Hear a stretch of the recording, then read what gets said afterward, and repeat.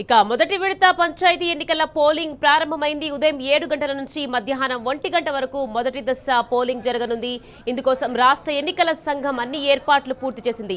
Right, ఇదే విషయానికి సంబంధించి మరింత సమాచారాన్ని మనకి అందించేందుకు కరీంనగర్ నుంచి వేణుగోపాల్, అదేవిధంగా వర్ధనపేట నుంచి రవికాంత్ సిద్ధంగా ఉన్నారు. ప్రస్తుతం మనం కరీంనగర్లో ఉన్నటువంటి వేణుగోపాల్ దగ్గరికి వెళ్తాం. వేణుగోపాల్, చెప్పండి, తొలి దశ పంచాయతీ ఎన్నికలు ప్రారంభమయ్యాయి. పోలింగ్ ఎలా జరుగుతుంది? ప్రస్తుతం లేటెస్ట్ అప్డేట్స్ ఏంటి వేణుగోపాల్? Good morning Nikhat. అంటే ఇప్పటి వరకు అంటే 3 దశల్లో అంటే ఈ 3 దశల్లో ఇవి యొక్క గ్రామ పంచాయతీ ఎన్నికలు జరుగుతున్నాయి. అంటే మొదటి విడత, ఈ 3 విడతల్లో మొదటి విడతగా కరీంనగర్ జిల్లాకు సంబంధించి చూసుకుంటే కరీంనగర్ రూరల్, కొత్తపల్లి, రామడుగు, గంగాధార, చొప్పదండి ఈ 5 మండలాలకు సంబంధించి ఈ రోజు గ్రామ పంచాయతీ ఎన్నికలు జరుగుతున్నటువంటి పరిస్థితి. అంటే ఉదయం 7 గంటల నుంచే పోలింగ్ ప్రారంభమైందని చెప్పాలి. ప్రశాంతంగా పోలింగ్ జరుగుతోంది. ఎక్కడ కూడా ఎలాంటి అవాంఛనీయ సంఘటన జరగకుండా పోలీసులు కూడా పెద్ద ఎత్తున బందోబస్తు ఏర్పాటు చేసినటువంటి నేపథ్యం మనకు స్పష్టంగా కనిపిస్తోంది. ఇంకోవైపు చూసుకోవచ్చు మన విజువల్ ద్వారా ఈ రోజు ఉదయం 7 గంటల నుంచి కూడా ప్రతి ఒక్కరు కూడా తమ ఓటు హక్కును వినియోగించుకోవడానికి క్యూ లైన్ లో నిలబడే పరిస్థితి మనం స్పష్టంగా చూడొచ్చు. అంటే దీనికి సంబంధించి చూసుకుంటే కూడా ఇప్పుడు జరుగుతున్న 5 మండలాలకు సంబంధించి 858 పోలింగ్ కేంద్రాలతో పాటు ఇటు ముఖ్యంగా 866 వార్డులు ఉన్నాయి టోటల్ గా.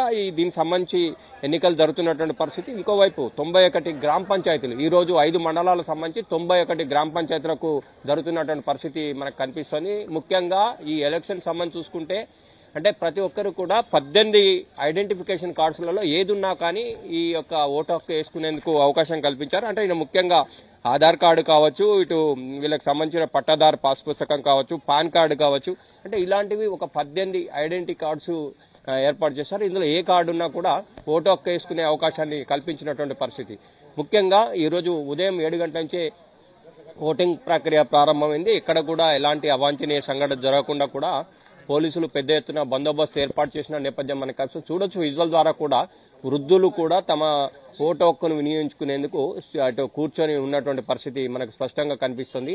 ఇంకోవైపు పోలింగ్ చిట్టీలకు సంబంధించి కూడా దానికి సంబంధించి కూడా చూసుకుంటే కూడా ఎక్కడిదక్కడ వాళ్ళు ముందుగానే వాళ్ళకి సంబంధించి చిట్టీలతో పాటు ఎక్కడెక్కడ బూతులు ఉన్నాయి, ఎక్కడెక్కడ వాళ్ళు వేసుకోవచ్చు అనే దాన్ని కూడా చెప్పేందుకు సంసిద్ధంగా ఉన్నటువంటి పరిస్థితి అయితే మనకు ప్రతి చోట కూడా కనిపిస్తోంది.